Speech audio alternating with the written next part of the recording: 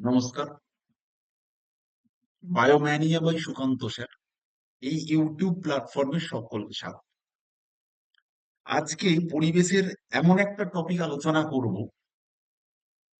বেশ interesting topic.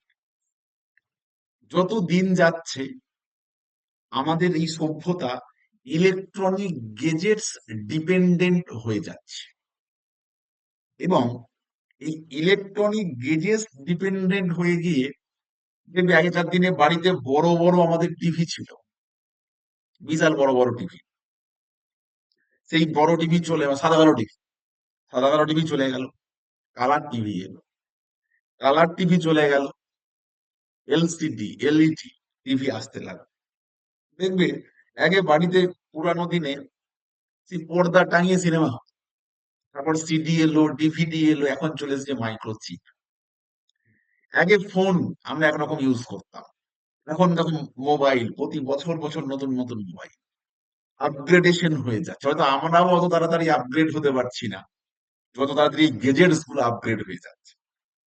এবং এই আপগ্রেডেশনের ফলে দেখো একবার ভেবে যদি দেখা হয়, তাহলে আমরা যে পুরোনো যে গেজেটস গুলো ব্যবহার করতাম সেগুলো হচ্ছেটা কি? অর্থাৎ আমাদের পুরোনো বড় ঢোল টিভিটার হলোটা কি, সিডিটার হলোটা কি? এখন না মাইক্রোচিপ চলে এসেছে।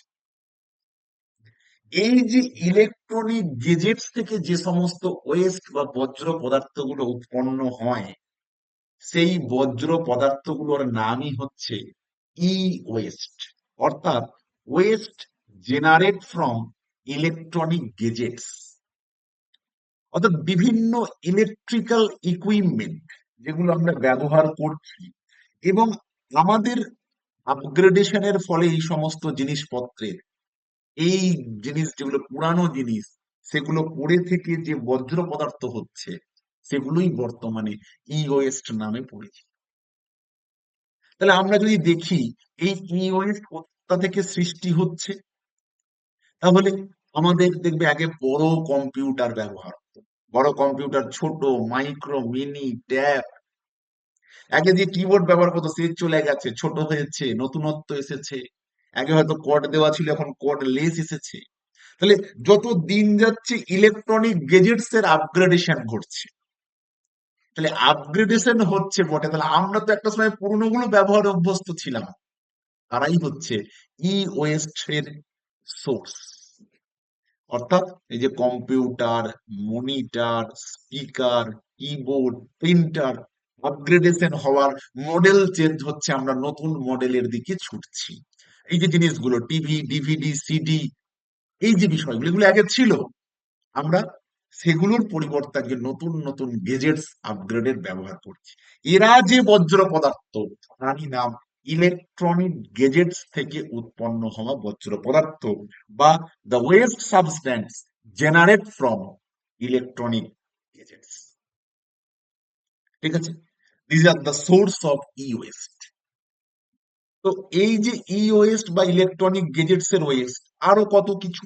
দেখো, communication device, phone, land phone, fax, household বিভিন্ন রকম ইকুইপমেন্ট, সেটা ভ্যাকিউম ক্লিনার হতে পারে, এসি হতে পারে, ওয়াশিং মেশিন হতে পারে, অডিও ভিজুয়াল বিভিন্ন রকম এডস, ভিসিআর, স্টিরিওফোনিক ইকুইপমেন্টস, এই সমস্ত জিনিসগুলো হতে পারে। একরকম ছিল, এখন তা আপগ্রেড হয়ে আর এক রকম এসেছে। এবং আমরা এই আপগ্রেডের সিস্টেমের সঙ্গে নিজেকে অভ্যস্ত করতে করতে এমন জায়গায় পৌঁছেছি, আমরা আপডেটেড থেকে আপ টু ডেটেড হয়ে গেছি। আর এই সমস্ত পদার্থগুলো এসেই আমাদের হ্যাজার্ডস এর সৃষ্টি করেছে। এই জন্য তাহলে এখান থেকে মুক্তির রাস্তা কি? এই মুক্তির রাস্তাটাকে একটা কথা বলি। এই যে ইলেকট্রনিক ওয়েস্ট এর মধ্যে থাকা বিভিন্ন রকম পদার্থ, lead, cadmium, mercury, bromine, cobalt, দেখবে আমাদের পরীক্ষায় প্রশ্ন আসে যে লেডের উপস্থিতিতে কি রোগ হয়, ক্যাডমিয়ামের উপস্থিতির জন্য কি রোগ হয়, মার্কারির উপস্থিতির জন্য কি রোগ হয়, বেরিয়ামের উপস্থিতির জন্য কি রোগ হয়, বেরিলিয়ামের উপস্থিতির জন্য কি রোগ হয়। এই যা রোগ হয়, এগুলোর সেই শুরুর ইতিহাসটা কিন্তু generate from mainly electronic West বা ইলেকট্রনিক গেজেটস। ওকে, আচ্ছা, এবার তাহলে এই ই ওয়েস্ট গুলো কন্ট্রোল করার জন্য 1 মে 2012 সরকার ই ওয়েস্ট ম্যানেজমেন্ট অ্যাক্ট চালু করেছে। এবং ই ওয়েস্ট ম্যানেজমেন্টের জন্য 3R বা পরবর্তীকালে আমরা জানি 4R এই পলিসি সরকার নিতে শুরু করেছে। রিডিউস, রিসাইকেল, রিইউজ, অর্থাৎ যাতে করে আমরা যেটা ফেলে দিচ্ছি তাদেরকে আবার পুনরায় ব্যবহারের উপযুক্ত করা যায়। কারণ কি, আজকে যে গেজেটসটা ব্যবহার হচ্ছে না, আপগ্রেডেশন অন্য গেজেট চলে আসার জন্য, তো পুরোনো গেজেটসটা যেটা ছিল, সেই পুরোনো যে গেজেটসটা বা পুরোনো যন্ত্রপাতিটাকে হয়তো আমরা ব্যবহার করছি না, কিন্তু তার যে কম্পোনেন্ট সেটাকে ভেঙে বা গলিয়ে সেখান থেকে যদি নতুন কিছু জেনারেট করে, অর্থাৎ তাকে রিসাইকেল করে পুনরায় ব্যবহারের উপযুক্ত করে তোলার উদ্দেশ্যেই এই ই ওয়েস্ট ম্যানেজমেন্ট অ্যাক্ট সরকার নিয়েছে। এবং আগামী দিনে যদি আমরা এই দ্রব্যগুলোকে পুনরায় ব্যবহারের উপযুক্ত করতে না পারি তাহলে খুব মারাত্মক সংকট, কারণ এরাই তো সমস্ত জায়গা পৃথিবীর দখল করে নেবে।